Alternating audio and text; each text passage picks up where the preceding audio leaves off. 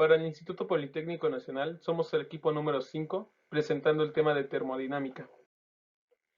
¿Qué vamos a hacer? Nosotros vamos a crear nuestro propio motor Starlink. Esta es una práctica realizada por alumnos del Instituto Politécnico Nacional.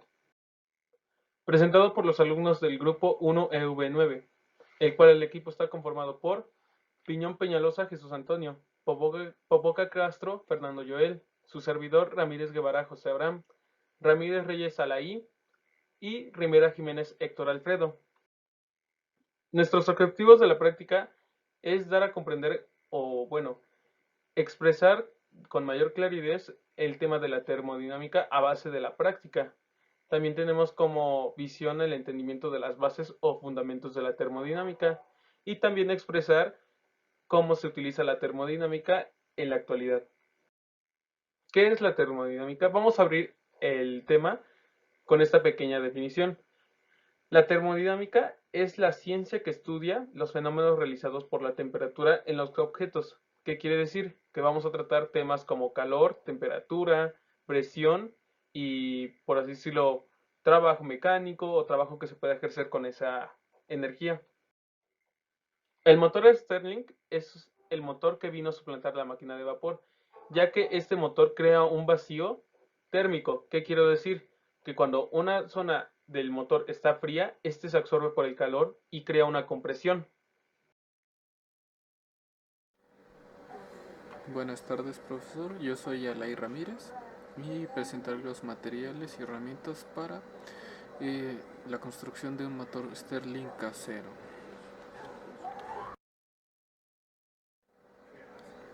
Aquí en la primera diapositiva tendremos una vista general de los materiales para nuestro motor, que serán un par de globos, alambre de cobre, un codo de 20 milímetros de PVC, disco CD, una lija, lana de acero y latas. Aquí en esta diapositiva daré un pequeño resumen del uso de cada una de las herramientas. Entonces, empezando por la lija, que será para limpiar cualquier aspereza que pueda terminar quedando en la lata que se ocupe después de los cortes realizados, a fin de seguridad para prevenir accidentes. Están las tijeras con las que se realizarán los cortes de la lata, bicarbonato de sodio para el momento de trabajar con el motor. Tenemos pegamento para fijar piezas de ser necesario. Plumones para poder marcar de manera adecuada las zonas de corte junto con una regla para medir las zonas donde se realizarán estos cortes. Pinzas de electricista para manipular y cortar el cobre, el alambre. Guantes para seguridad a fin de no cortarnos con la lata. Un desarmador para hacer hoyos en la lata, junto con brocas también para lo mismo. Y un cúter para realizar algunos cortes. Aquí podemos tener una vista detalle de los materiales del motor y en las siguientes diapositivas será lo que tendremos.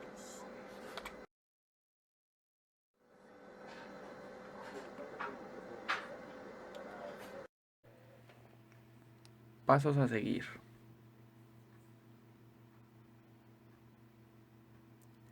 Primero nos usamos guantes de protección. Ocupamos un cúter, dos latas,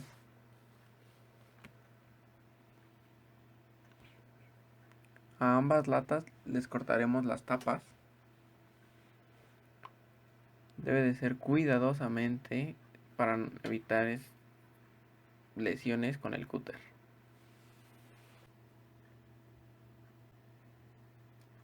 Teniendo las dos latas ya cortadas, las lijaremos para que no tengan rebabas.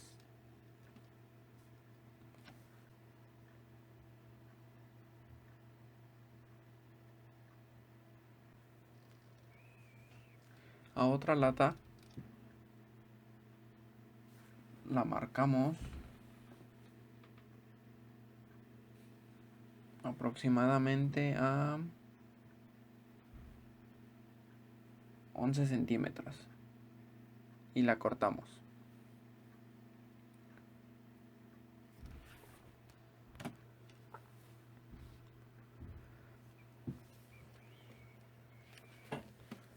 A la lata que hemos cortado la marcamos y la lijamos, e igual para quitar las rebabas.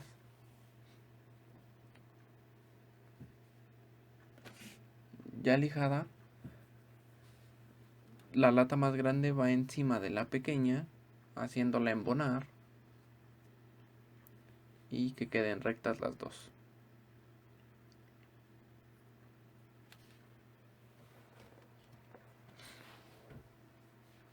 Posteriormente, con las tapas que hemos cortado, las lijaremos para igual evitar que tengan rebabas después.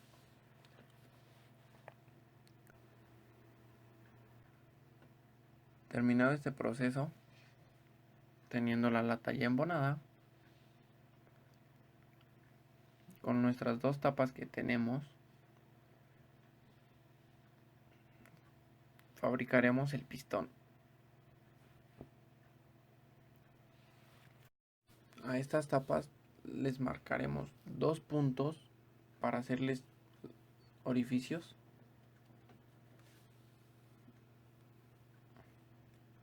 Respectivamente a las dos se les hará el mismo orificio.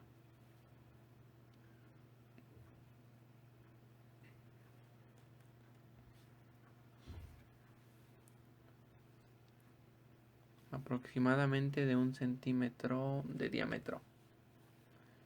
Esto será a las dos tapas.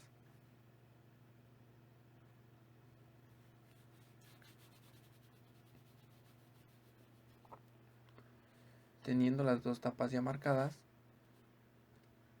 procederemos a hacer los orificios con un taladro.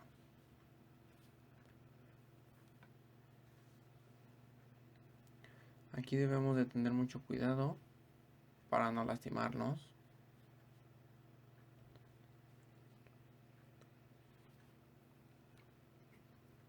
Teniendo los orificios ya hechos,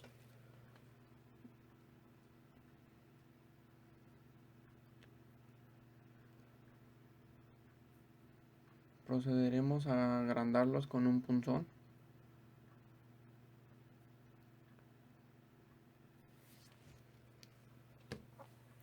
hasta que queden del tamaño adecuado.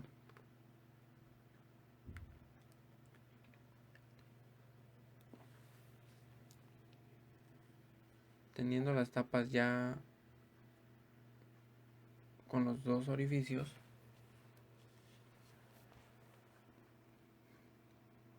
marcaremos un centro en la tapa y perforaremos.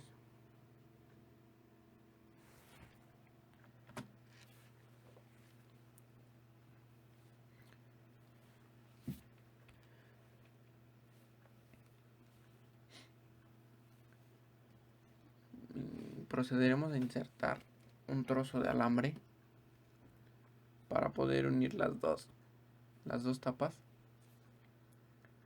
y con esto elaborar el pistón.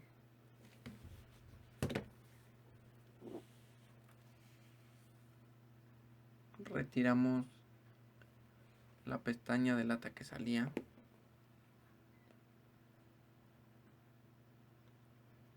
Entre las tapas debe de medir aproximadamente 2 centímetros.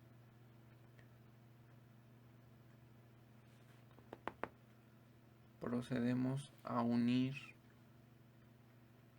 las tapas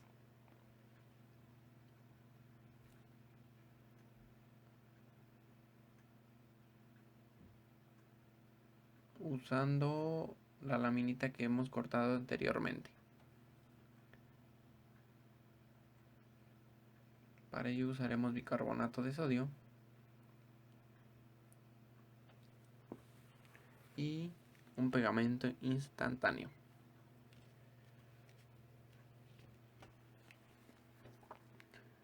Adherimos pegamento instantáneo y después un poco de bicarbonato de sodio.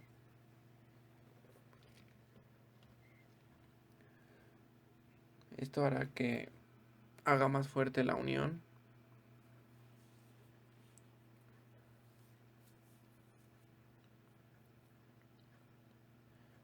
Teniendo ya unidas las dos piezas y un trozo de alambre,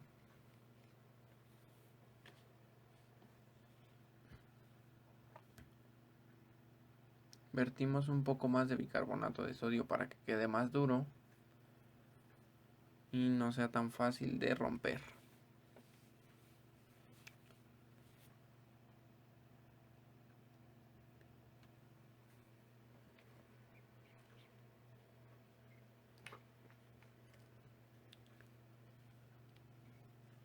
Probamos dentro de nuestra lata que entre perfectamente.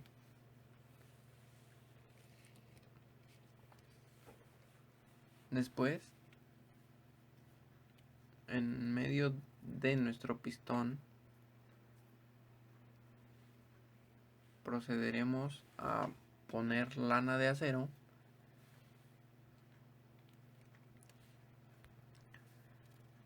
para rellenar el hueco.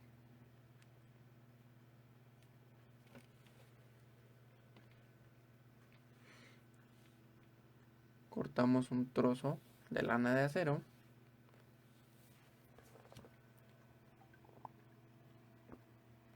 la doblamos para que quede un poco más gruesa.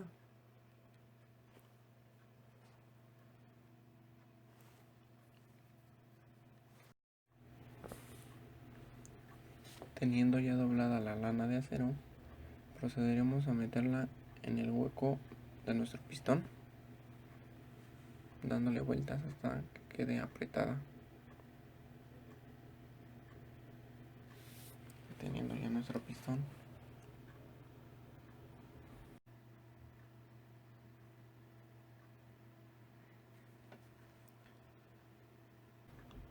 probamos en nuestra lata que embone bien y no se atore. Con un codo de 2 milímetros le tendremos que dar forma para que quede bien en la lata. Para ello usamos otra lata y una lija y la lijamos encima hasta que quede una forma redondeada en un lado del codo.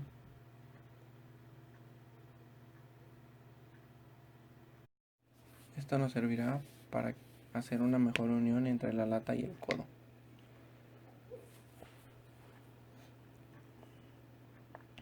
Usaremos pegamento instantáneo, bicarbonato de sodio,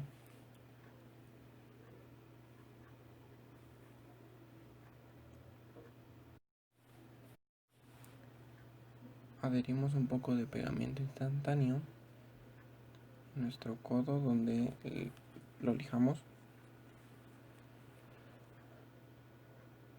lo pegamos en nuestra lata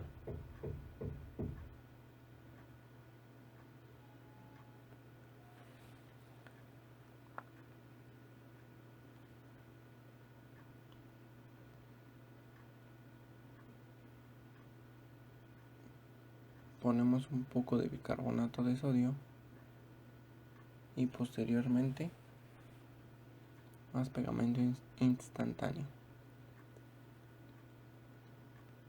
y así sucesivamente hasta completar todo el contorno del codo.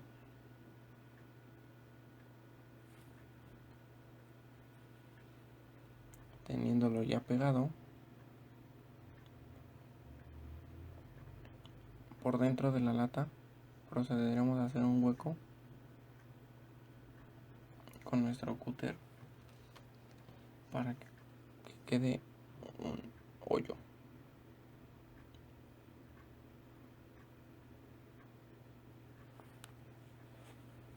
Probamos nuestro pistón que no se atore.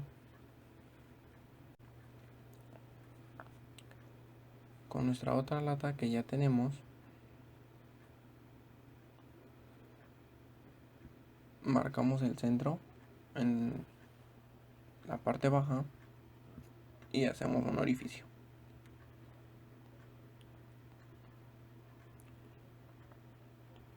Probamos con nuestro pistón,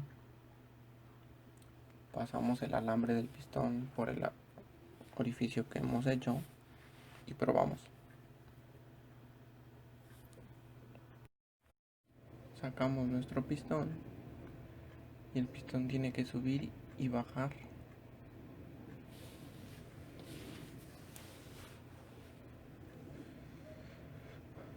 A nuestra lata grande le marcamos como si fuera una puerta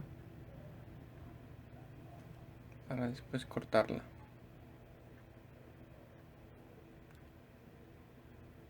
Utilizando un cúter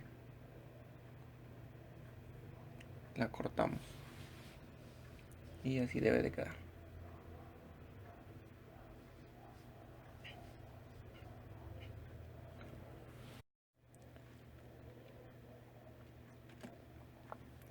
Lijamos posteriormente, desmontamos nuestras latas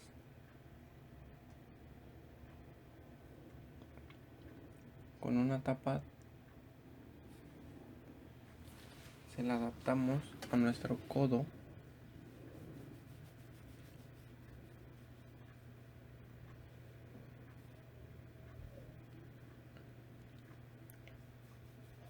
para ello marcamos con un plumón la circunferencia del codo para después proceder a cortarla.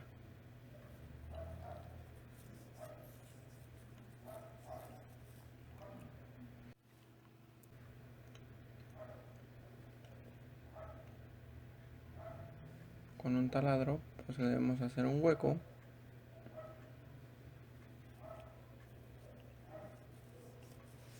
teniendo ya nuestro orificio hecho. Seguimos haciendo por todo el contorno para que nos sea más fácil.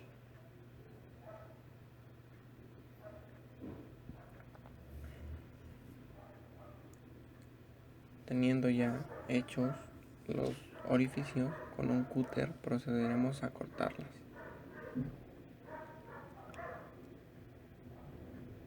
Con esto haremos desprender nuestro pedazo de plástico de la tapa. Procederemos a pegar nuestro codo a la tapa. Ahora utilizamos un globo, lo cortamos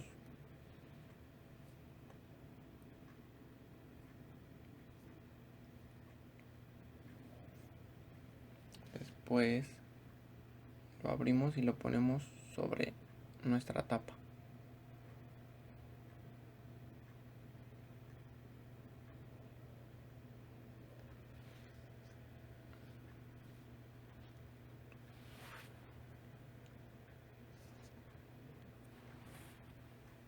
Teniendo ya nuestro logo, probamos otra vez nuestra lata.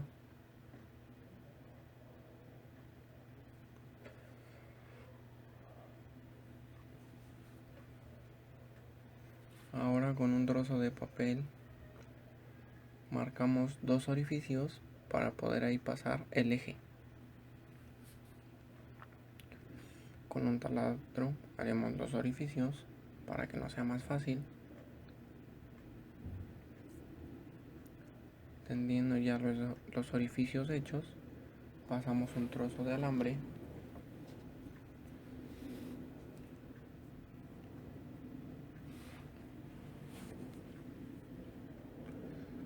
ahora con un CD, una tapa, procederemos a realizar un orificio en nuestra tapa para ahí pasar nuestro alambre. La pegamos en nuestro CD utilizando el mismo método de bicarbonato y pegamento instantáneo.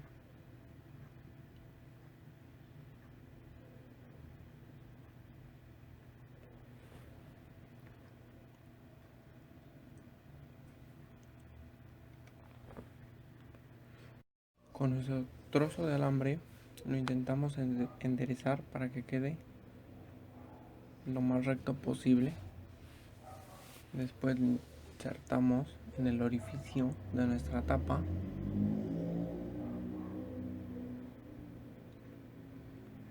Ahora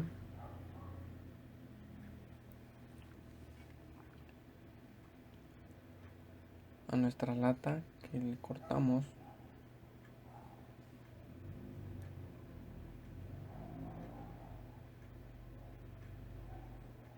pasamos nuestro alambre por los orificios que hemos hecho en nuestra lata.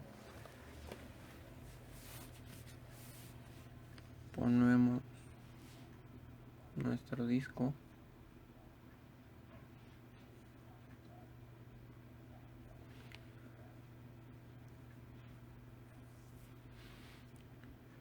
Aproximadamente unos 2 centímetros.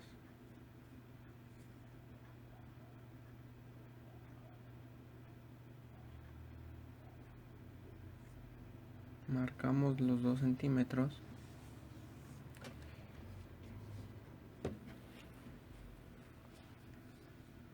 Volvemos a insertar nuestro alambre en la lata.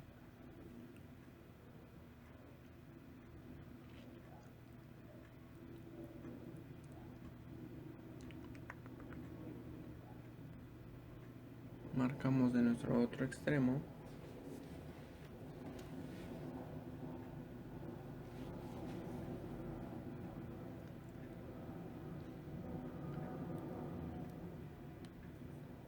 Y hacemos unos pequeños dobleces en nuestro alambre.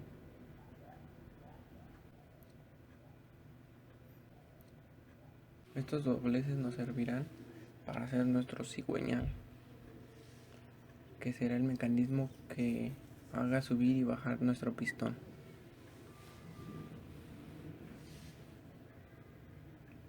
Ponemos un pedazo como de cable para que nuestro cigüeñal ya no se mueva.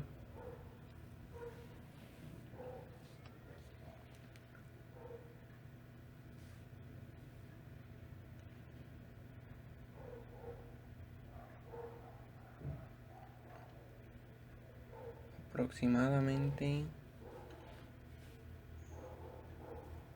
a unos 2 centímetros de nuestro otro extremo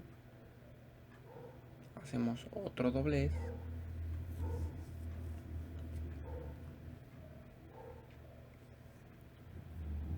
Este servirá para subir y bajar nuestro globo.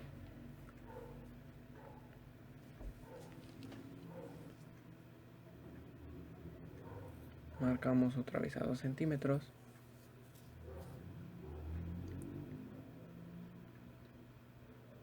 Y volvemos a doblar.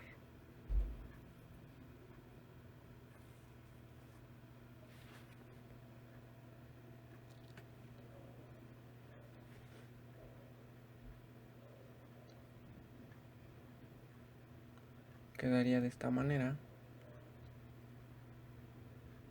Y aproximadamente a otros 3 o 4 centímetros cortamos nuestro alambre y ya tendríamos nuestro cigüeñal completo.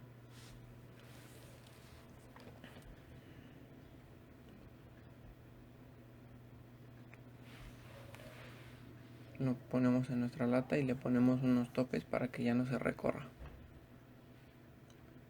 Ponemos nuestro disco y lo pegamos con el mismo proceso que hemos venido haciendo.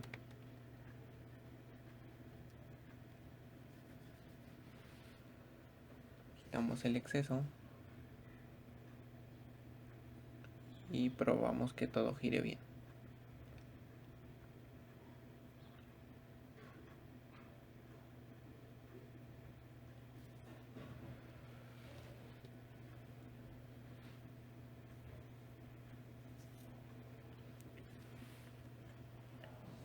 presentamos en nuestra lata.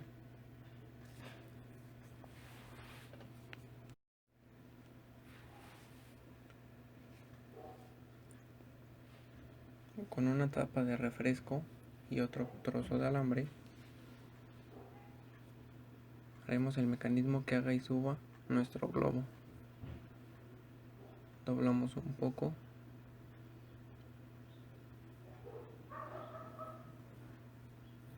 Presentamos nuestra lata ya con el pistón.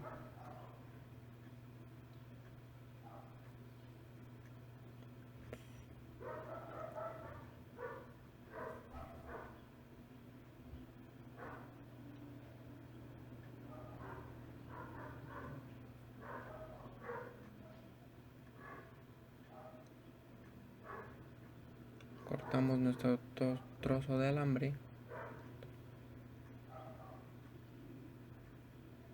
y lo doblamos un poco para que quede como un gancho y lo pegamos en nuestra tapa, en el centro.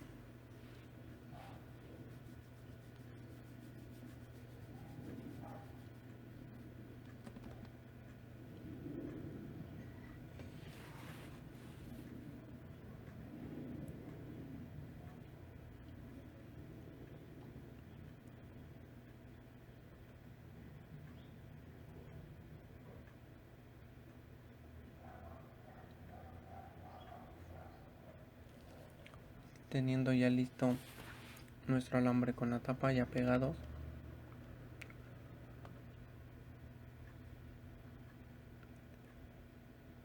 procederemos a presentarlo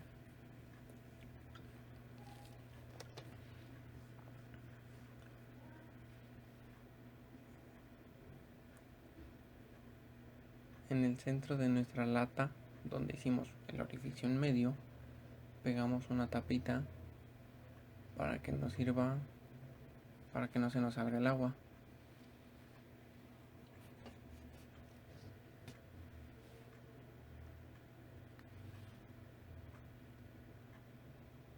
Con silicón caliente pegamos nuestras dos latas.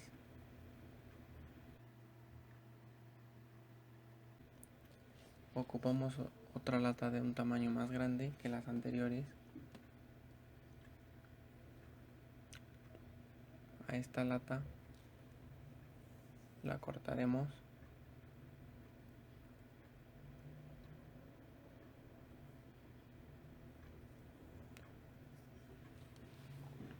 teniendo ya nuestra pieza.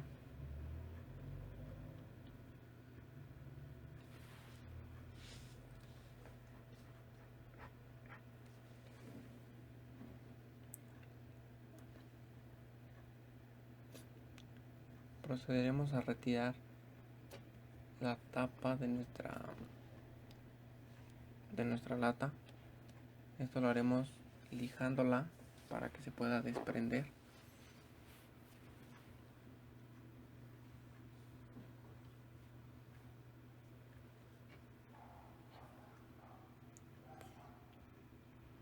La lijaremos por dentro para quitar las rebabas y la presentamos.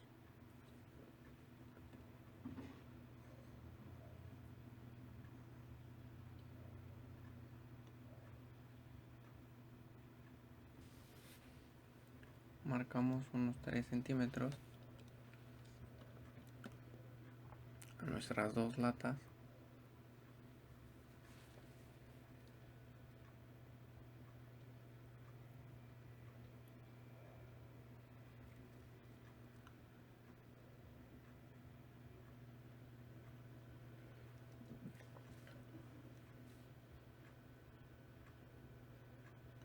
Marcamos en la parte de abajo una curva para ahí poder insertar nuestro mechero.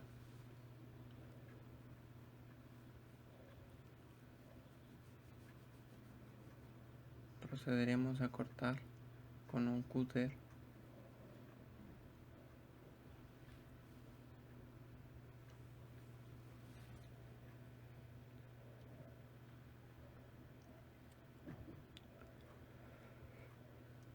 con nuestro trozo de lata ya cortado anteriormente. La ponemos en nuestra lata a la altura que habíamos marcado, que eran 3 centímetros, y la pegamos como hemos venido haciendo con bicarbonato y pegamento instantáneo.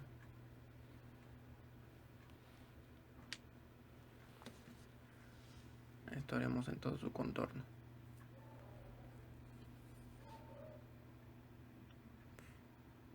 Esto nos servirá para poder atrancar nuestra lata a la lata de mayor dimensión y que no se hunda.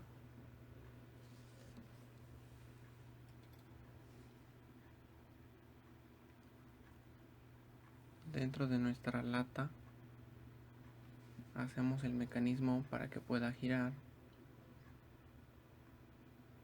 nuestro cigüeñal.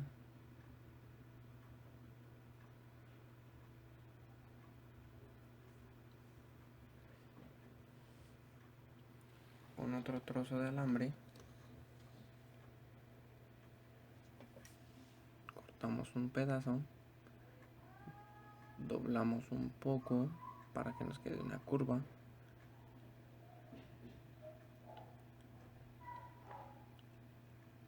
Hacemos otro pequeño doblez.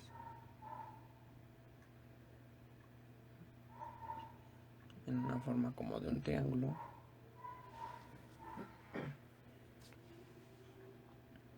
Y lo volvemos a dejar recto.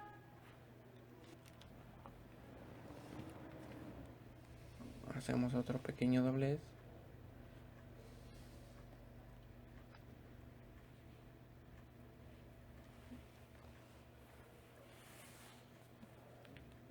Que será la parte que va dentro de nuestro cigüeñal,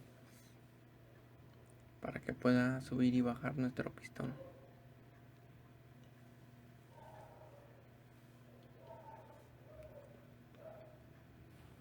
Y así quedaría terminado nuestro motor Stirling.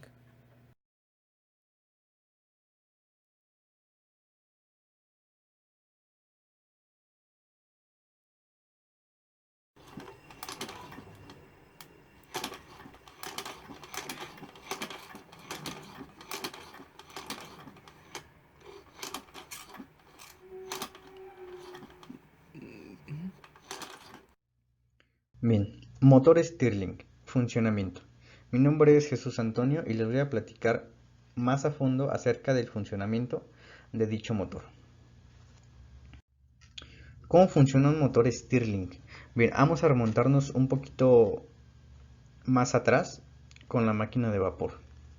Bien, la máquina de vapor, al igual que el motor Stirling, se clasificaron tradicionalmente como motores de combustión externa, ya que toda la transferencia de calor ocurre a través de la pared del motor, a diferencia de un motor de combustión externa, que toda su transferencia de calor se hace dentro del cuerpo del mismo motor.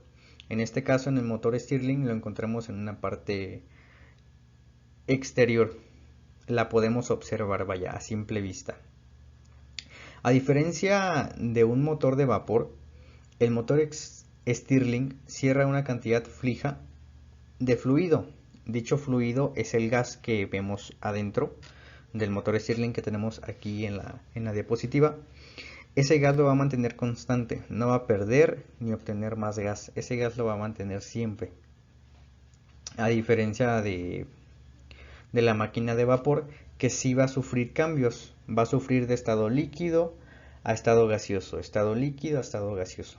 En comparación con el motor Stirling, mantiene ese gas siempre constante, solamente gas, en un solo estado de la materia. Ahora, la variación de presión que haya dentro del motor Stirling se va a producir en el cilindro del desplazador. Este desplazador está en la zona fría, lo podemos ver en la zona de la refrigeración. La refrigeración es la que tiene las rayitas azules, como lo podemos ver ahí.